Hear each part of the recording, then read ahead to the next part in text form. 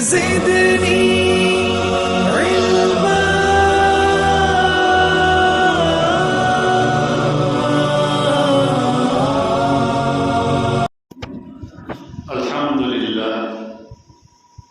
الحمد لله رب العالمين والعاقبة للمتقين والصلاة والسلام على سيد الأنبياء والمرسلين وعلى آله وصحبه ومن دعا بدعوتهم إلى يوم الدين. أما بعد فأعوذ بالله من الشيطان الرجيم. بسم الله الرحمن الرحيم.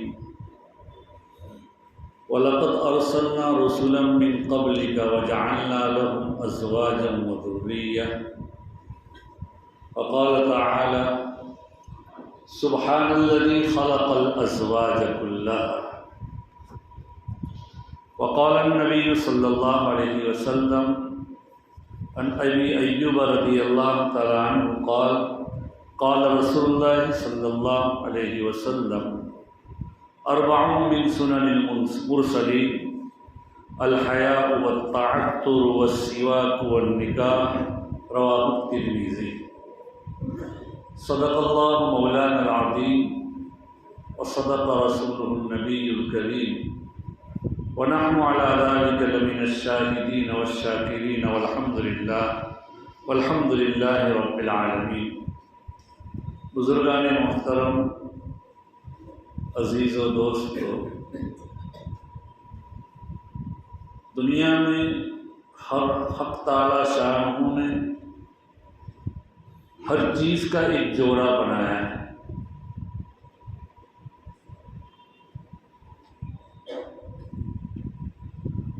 طوفان نوح کے وقت میں جب طوفان آیا تو حق تعالی شانہ نے حضرت نوح علیہ السلام سے یہ کہا تھا کہ ہر چیز کا ایک ایک جوڑا آپ اپنی کشتی میں سوار کر دیں، جس سے بعد میں دنیا کا بقا ہوگا.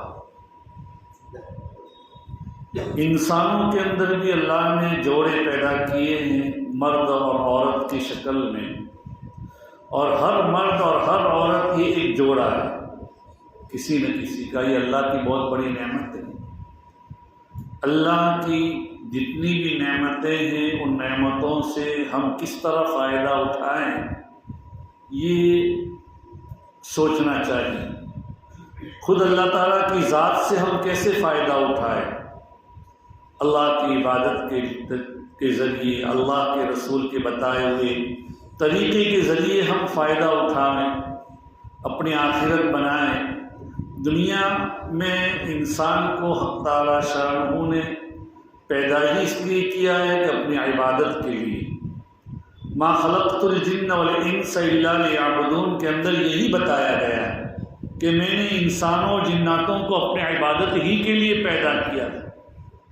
اور دیکھیے اللہ نے انسان کے اندر شہوت رکھی ہے، جناتوں کے اندر شہوت رکھی ہے، کھانے کی، پینے کی، بیوی سے قضاء حاجت کی. ان شہوتوں کے ساتھ اللہ کی عبادت کرنا یہ سب سے بڑی بات ہے، یہ سب سے بڑی خوبی. تو اللہ نے آج ہمارے یہاں ہمارے مولوی فیضان کا نکاح بھی ہے، تو اسی سلسلے میں کچھ بات کرنا یہ مناسب سمجھا میں نے. تو عزیزو، اللہ قرآن پاک کی جو میں نے آپ کے سامنے آیت کریمہ تلاوت کی اس میں یہی بتایا گیا: وَلَقَدْ أَرْسَلْنَا رُسُلًا مِّن قَبْلِكَ. اللہ کے رسول صلی اللہ علیہ وسلم کو خطاب ہے کہ ہم نے آپ سے پہلے بہت سے رسولوں کو بھیجا.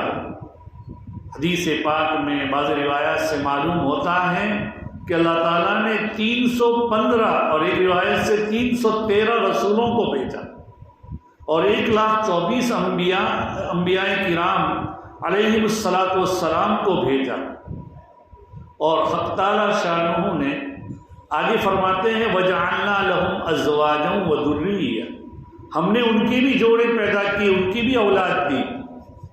تو دیکھیے نکاح کرنا یہ انبیاء علیہ السلام کی سنت ہے. سبحان الذی خلق الازواج کلها. اللہ نے سارے ہی جوڑے پیدا کیے ہیں، اللہ ہر قسم کے عیوب سے پاک ہے. اللہ نے دنیا کے اندر ہر چیز کا ایک جوڑا. ایک انسان کی مرد ہیں تو مرد کے مردانیت کا تقاضا یہ ہے کہ اس کے پاس کوئی عورت ہو جو اس کی زندگی کی کیا ہم سفر بنے. ایک عورت ہے تو اس کے اندر ایک اللہ نے جذبہ ایسا رکھا ہے کہ اس کی زندگی کا اندر ایک جوڑا اس کے شوہر کی شکل میں ہو. اس کا زندگی کا کیا ہمدم اور ہم راز و ہم سفر ہو زندگی. تو اب ہر ایک کو اللہ تعالیٰ نے یہ دیا ہے اور جوڑے بنائے. اگر نکاح کرنا جیسے کہ بعض مذاہب میں نکاح کرنے کو عیب سمجھتے ہیں، عبادت سمجھتے ہیں نکاح نہ کرنے کو، دنیا کو چھوڑنے کو، پہاڑوں کی غاروں میں، جنگلوں کے اندر اور پہاڑوں کی گفاؤں میں اور جنگلوں کے بیچ کے اندر اور بیابان میں نکل جاتے ہیں. اور پہلے زمانے میں یہ تھا، قرآن پاک میں اسی کو کہا گیا وَرَهْبَانِيَّةً ابْتَدَعُوهَا مَا كَتَبْنَا عَلَيْهِمْ إِلَّا ابْتِغَاءَ رِضْوَانِ اللَّهِ. یہ اس کو رہبانیت کہتے ہیں. اسلام میں رہبانیت نہیں ہے، بلکہ اسلام کے اندر تو یہ ہے کہ تمہیں اللہ نے جو خواہش دی ہے اس خواہش کے ساتھ کرو. اگر رہبانیت مشروع ہوتی تو اللہ تعالیٰ اپنے نبیوں کے لیے جوڑے پسند نہ کرتا، انہی کو کہتا آپ کو. تو قرآن تو اس کو کیا کہتا ہے وَلَقَدْ أَرْسَلْنَا رُسُلًا مِّن قَبْلِ وَجَعَلْنَا لَهُمْ. سارے ہی انبیاء علیہ السلام نے نکاح کیے. حدیث جو میں نے آپ کے سامنے تلاوت کی اس کے اندر یہی فرمایا گیا اربع من سنن المرسلین کہ 4 چیزیں حضرات انبیاء علیہ السلام کی سنت ہے. النکاح والسواک والتعطر والحیا. حیا یہ سب سے بڑی سنت ہے. اسلام کے اندر حیاداری بہت بڑی چیز ہے. یہ غیروں کا طریقہ ہے کہ جس کے اندر کسی قسم کی حیا نہیں ہوتی. نبی اکرم صلی اللہ علیہ وسلم کے بارے میں ام المؤمنین ماں صدیقہ عائشہ رضی اللہ تعالیٰ عنہ فرماتی ہے کان رسول اللہ صلی اللہ علیہ وسلم اشد حیاء من العذراء فی قدرها کہ نبی اکرم صلی اللہ علیہ وسلم ایسے شرمیلے تھے، آپ کے اندر ایسی حیا تھی جیسا کہ ایک دوشیزہ باکرہ نوجوان عورت جس کی شادی نہ ہوئی ہو وہ اپنے پردے میں، اور وہ عرب کا پردہ جو آج بھی ان کے یہاں پردہ بڑا مشہور ہے عرب کے پردہ، تو جو اپنے پردے میں جو دوشیزہ تھے تو آپ صلی اللہ علیہ وسلم اس سے زیادہ شرمیل. حیات اسلام کے اندر یہ ہے، بے حیائی یہ غیروں کے اندر پائی جاتی ہے. آج مغرب کا معاشرہ ایسا ہوتا ہے کہ جس معاشرے کے اندر کسی قسم کی حیا نہیں، بلکہ شرم حیا اس کے اندر وہ یہ کہتے ہیں کہ شرمانا حیا کرنا یہ تو شائنیس از چکنیس، اس طرح کے الفاظ کہتے ہیں کہ کسی سے شرمانا یہ تو ایک قسم کی بیماری ہے. اور اگر بیماری ہوتی تو نبی ایسے حیادار نہ ہوتے. تو عزیز و دوستو 4 چیزیں انبیاء علیہ السلام کی سنت: حیا، خوشبو لگانا، التعطر خوشبو لگانا، استعمال کرنا، پاک صاف رہنا، یہ ہماری شریعت میں ہے. اسی طریقے سے تیسری جو سنت ہے انبیاء علیہ السلام کی السواک، مسواک کرنا، یہ بھی ایک بڑی سنت ہے. مسواک سے منہ صاف ہوتا ہے، مسواک سے. اور دیکھیے ایک روایت میں آتا ہے نظفوا افواہکم فإنہا طرق القرآن، تم اپنے منہ کو صاف کرو، یہ تو قرآن پڑھنے کے راستے ہیں، قرآن تمہارے منہ میں اترتا ہے اس کے واسطے. دیکھیے قرآن ایک تو منہ صاف کرنا مسواک کے ذریعے، اگر مسواک ایک بہت بڑی سنت ہے اور مسواک کے بڑے فائدے ہیں. حدیث پاک میں آتا ہے، بہقی کی ایک روایت ہے جس کے اندر ایک صحابی روایت کرتے ہیں کہ وہ جو نماز مسواک کے ساتھ کی جائے وہ اس نماز سے جس میں مسواک نہ کیا جائے اس سے 70 گنا افضل ہے. آج ہم یہ سمجھتے ہیں کہ مسواک کی معمولی سنت بہت بڑی سنت ہے. مسواک کا سب سے بڑا فائدہ یہ ہے کہ موت کے وقت حق تعالی شانہ آدمی کو ایمان نصیب فرمائے. یہ بہت بڑا فائدہ ہے. اور افیون کا سب سے بڑا نقصان یہ ہے کہ موت کے وقت کلمہ نصیب نہیں ہوگا۔ عزیز و دوستو، اس لیے مسواک کی قدر کریں، اپنے منہ کو صاف رکھیں۔ دیکھیو، ایک ہے مسواک کرنا الگ سنت، اور ایک صفائی کرنا اور اپنے منہ کو صاف کرنا یہ الگ سنت ہے۔ پہلے زمانے میں کھانا اتنا چکناہٹ والا اور ایسا نہیں ہوتا تھا کہ یہ منہ کے اندر اتنی زیادہ بدبو رہے، مسواک سے اس کا ازالہ بھی ہو جاتا تھا۔ لیکن آج کل اگر مسواک کے ذریعے منہ کی بدبو دور نہیں ہوتی ہے تو منہ کو صاف کرنا یہ الگ سنت ہے، اور اس سنت کے الگ الگ طریقے، جیسے کہ آج کل بہت سی چیزیں ایسے ملتی ہیں، ٹوتھ پیسٹ ہے یا اور بھی جسے ماؤس واش ہے یا اور بھی بہت سی چیزیں ملتے ہیں جس سے بھی صفائی منہ کی ہوتی ہو، یہ الگ سنت۔ تو نظفوا افواہکم، اپنے منہ کو صاف کرو، فإنہا طرق القرآن، یہ قرآن کے طریقے ہیں۔ تو عزیز یہ تین چیزیں ہیں، اور چوتھی ہے نکاح۔ یہ بھی انبیاء علیہ السلام نے انبیاء علیہ السلام کی سنت ہے۔ تمام ہی انبیاء علیہ السلام کے بارے میں آتا ہے انہوں نے نکاح کیا۔ بعض روایات سے معلوم ہوتا ہے کہ سیدنا یحییٰ علیہ السلام نے نکاح نہیں کیا، لیکن امام غزالی نور اللہ مرقدہ نے احیاء العلوم میں لکھا ہے کہ انہوں نے نکاح کیا ہے لیکن نکاح باقی نہیں رہا، یعنی انہوں نے اس کو باقی نہیں رکھا۔ بہرحال تو نکاح تمام انبیاء علیہ السلام نے کیا ہے، نبی اکرم صلی اللہ علیہ وسلم نے بھی نکاح کیا ہے۔ تو بھائی یہ نکاح یہ انبیاء علیہ السلام کی سنت ہے، اس سنت کو ہم زندہ کریں۔ نکاح کے ذریعے دو خاندانوں کے اندر ایک قسم کی محبت پیدا ہوتی ہے۔ نکاح اور زنا کے اندر اتنا فرق ہے، نکاح کو آسان کرو۔ حدیث پاک میں آتا ہے نکاح کتنا آسان تھا، اس کے ایک نظیر آپ کو پیش کرتا ہوں۔ ایک صحابی نے ایک دوسرے صحابی کو کہا کہ فلاں جگہ لڑکی ہے، آپ وہاں جائیے اور میرا نکاح کا پیغام لے کر جائیے، اور وہاں کہو کہ بھئی ان کے ساتھ میرا نکاح کرنا ہے۔ وہ گئے وہاں پر، پیغام دیا کہ بھئی فلاں صاحب آپ کے یہاں نکاح کا پیغام لے کر مجھے بھیجا ہے۔ تو ان کے گھر والوں نے کہا کہ بھئی ہمیں تو یہ تو منظور نہیں ہے، لیکن اگر آپ چاہیں تو ہماری بچی سے نکاح کر سکتے ہیں۔ انہوں نے کہا ٹھیک ہے۔ تو اسی وقت گھر کے مرد ہوں گے، گواہ وغیرہ ہوں گے، اسی وقت نکاح کر کے لوٹے ہیں، اور جب واپس آئے کتنا صالح اور نیک معاشرہ تھا، جس معاشرے کی نبی اکرم صلی اللہ علیہ وسلم نے تربیت کی تھی۔ آج کل اگر کوئی کسی کو نکاح کا پیغام لے کر جائے اور وہ اپنا نکاح کر کے آئے تو صدیوں تک دشمنیاں ہو جائیں، لڑائیاں ہو جائیں، دست و پاؤں اور ہاتھ گریبان سے کم بات نہیں ہوگی۔ لیکن وہ جب آئے ہیں نکاح کر کے اور اس صحابی کو کہتے ہیں کہ میں آپ کا نکاح کرنے کے لیے گیا تھا، آپ کا پیغام پہنچایا، ان گھر والوں نے کہا کہ بھئی ہم کو تو وہ نکاح تو منظور نہیں ہے ان کے ساتھ، لیکن اگر آپ چاہو تو ہماری بیٹی کے ساتھ نکاح کر سکتے ہیں۔ تو مجھے بھی مناسب لگا تو میں نکاح کر کے آیا۔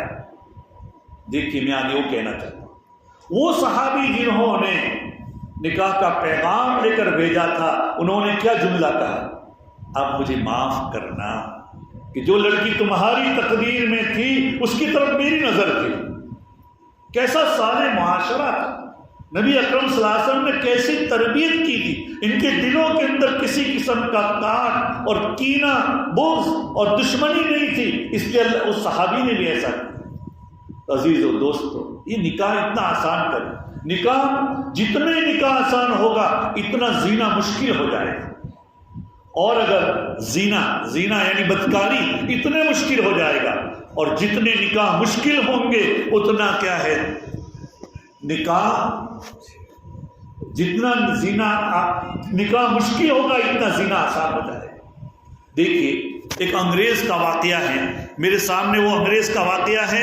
میں کہتا ہوں کہ وہ 2 مہینے کے لیے کسی جگہ، کسی فیکٹری کے اندر، کسی علاقے کے اندر، اس کی کمپنی کا کسی علاقے میں کوئی فیکٹری ہوگی، 2 مہینے کے لیے وہاں انسپیکشن کے لیے اور کچھ نگرانی کے لیے گیا۔ تو چونکہ انگریزوں میں مشہور ہے یورپ میں کہ 3 W کا کوئی بھروسہ نہیں. انگریزی میں جو W آتا ہے 3 W کا کوئی بھروسہ نہیں.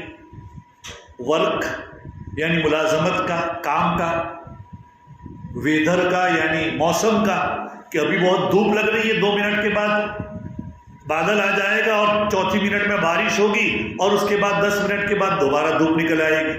مغرب میں ایسا حال ہے یورپ میں. تو W 3 W کا. اور تیسرا ہے بیوی، عورت، وومن. اس کا کوئی بھروسہ نہیں.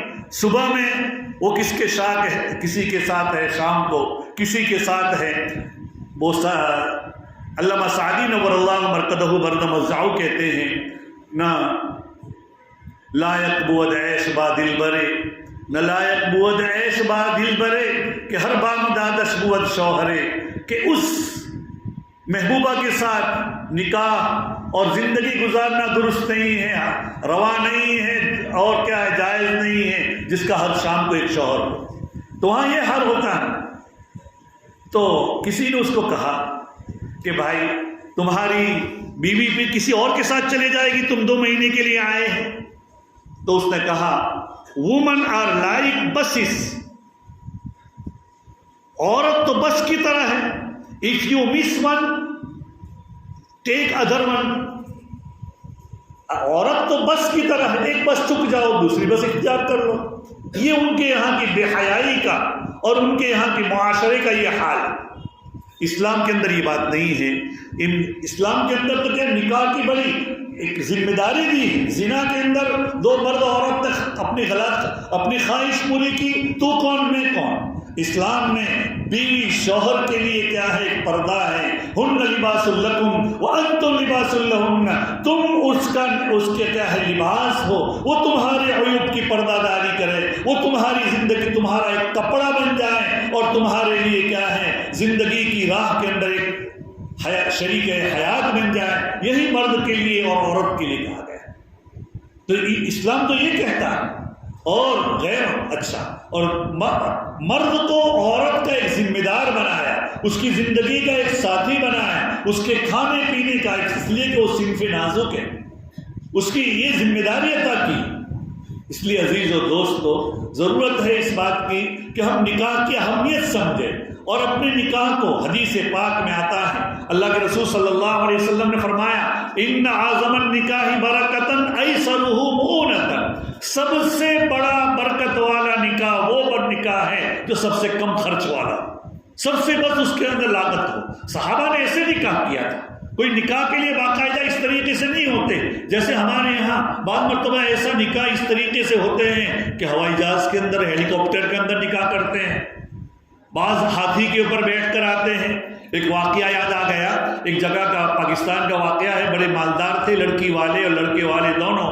نکاح ہوا، لڑکی والوں نے جو اس کی جان آنے والی تھی، جان کے لیے کیا کیا، پورا کے پورے ہر ایک کے لیے پتھر کے، عمدہ پتھر کے برتن بنوائے، اس میں قسم قسم کے کھانے کھلوائے. اور لڑکے والوں نے یہ کیا کہ کسی چڑیا گھر سے ہاتھی لے کر آئے اور ہاتھی کے اوپر دلہے کو بٹھا کر لے گئے، ہاتھی بان کے ساتھ. وہاں گئے، کھانا کھایا پیا. لڑکی والوں نے جو بھی آئے تھے ہر ایک کو ہدایا اور تحفے دیے. جان روانہ ہوئی. راستے میں یہ ہماری بے دینی کا حال ہے، بتانا چاہتا. جان روانہ ہوئی، راستے میں کسی نے روکا کہ بھائی آپ دلہن کو لے کر جا رہے ہیں، نکاح بھی کیا کہ نہیں؟ کہ نکاح تو ہم نے نہیں کیا. تم کیسے دلہن کو اپنے گھر لے جا رہے ہو؟ بھول گئے نکاح کو. شریعت کو چھوڑو گے تو نکاح جیسی جو یہ ہیں اس کو بھی ہم بھول جائیں گے. آج بہت سے ایسے لوگ ہیں جو اداکار لوگ ہوتے ہیں، جو بہت سے مسلمان ہوتے ہیں، لیکن وہ غیروں کے ساتھ شادی کرتے ہیں اور صرف رجسٹریشن کرا کر وہ ساتھ میں رہتے ہیں.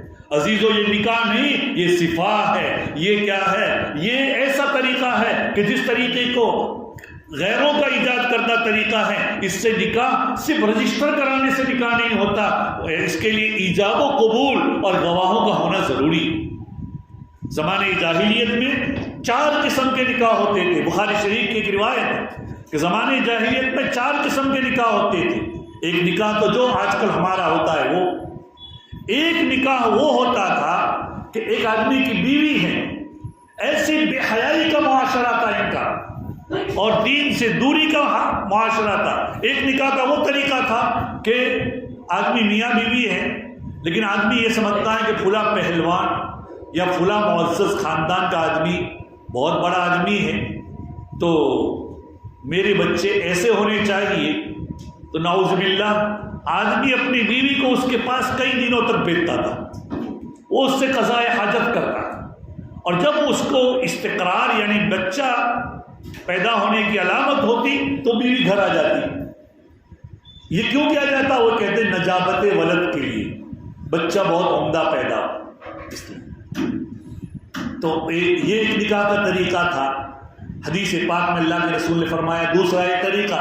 تیسرا طریقہ یہ ہے کہ ایک عورت 5-10 آدمیوں کو اپنے لیے رکھتی اور اس کے ساتھ قضاء حاجت کرتی، اس کے بعد جب اس کو بچے کی امید ہوتی اور بچہ پیدا ہوتا تو سب کو بلاتے اور وہ 10 میں سے جس کے بارے میں کہتی کہ یہ تیرا بچہ ہے تو کوئی ان میں سے انکار نہیں کر سکتا تھا، اس کا بچہ ہو جاتا۔